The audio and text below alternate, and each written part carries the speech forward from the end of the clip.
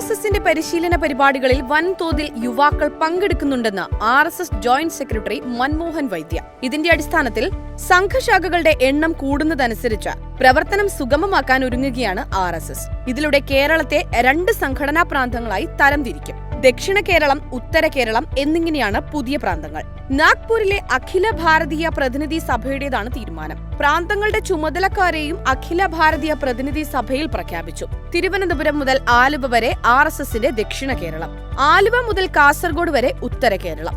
സമാനമായ രീതിയിൽ ഉത്തര തമിഴ്നാടും ദക്ഷിണ തമിഴ്നാടും, ഉത്തര കർണാടകയും ദക്ഷിണ കർണാടകയും നേരത്തെ ഉണ്ട്. പരിഷ്കാരങ്ങൾ ഈ വർഷം മുതൽ നടപ്പിലാക്കാനാണ് തീരുമാനം. RSS ജോയിന്റ് സെക്രട്ടറി മൻമോഹൻ വൈദ്യയാണ് ഇക്കാര്യം അറിയിച്ചത്. 7 ദിവസത്തെ പ്രാഥമിക് ശിക്ഷാ വർഗ, 20 ദിന സംഘ് ശിക്ഷാ വർഗ പ്രഥം വർഷ്, 20 ദിന സംഘ് ശിക്ഷാ വർഗ ദ്വിതീയ വർഷ്, 25 ദിന സംഘ് ശിക്ഷാ വർഗ തൃതീയ വർഷ് പരിശീലനങ്ങളിലാണ് മാറ്റം വരുത്തിയിട്ടുള്ളത്. പുതിയ പ്രവർത്തകർക്കായി 3 ദിവസത്തെ പ്രാരംഭിക് വർഗ സംഘടിപ്പിക്കുകയും പുതുതായി എത്തുന്നവർ 15 ദിവസത്തെ സംഘ് ശിക്ഷാ വർഗിൽ പങ്കെടുക്കണമെന്നും പിന്നീട് പ്രാഥമിക് ശിക്ഷാ വർഗിലും പങ്കെടുക്കണമെന്നാണ് നിർദ്ദേശം. മുൻപ് സംഘ് ശിക്ഷാ വർഗ പ്രഥം വർഷ് എന്നാണ് ഈ പരിശീലന പരിപാടി അറിയപ്പെട്ടിരുന്നത്. 20 ദിവസമായിരുന്നു പരിപാടിയുടെ കാലയളവ്. 10,000-നും 17,000-നും ഇടയിൽ യുവാക്കൾ പ്രഥം ശിക്ഷാ വർഗിലുണ്ടായിരുന്നു. സംഘ് ശിക്ഷാ വർഗ 15 ദിവസം നീണ്ടു നിൽക്കുന്നതാണ്. നേരത്തെ ദ്വിതീയ വർഷ, തൃതീയ വർഷ എന്നറിയപ്പെട്ടിരുന്ന പരിശീലന പരിപാടികളുടെ പേരിലും മാറ്റം വന്നു.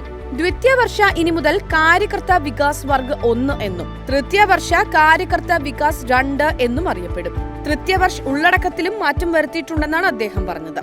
പുതിയ ആളുകൾക്കാകട്ടെ പ്രായോഗിക പരിശീലനവും നൽകും.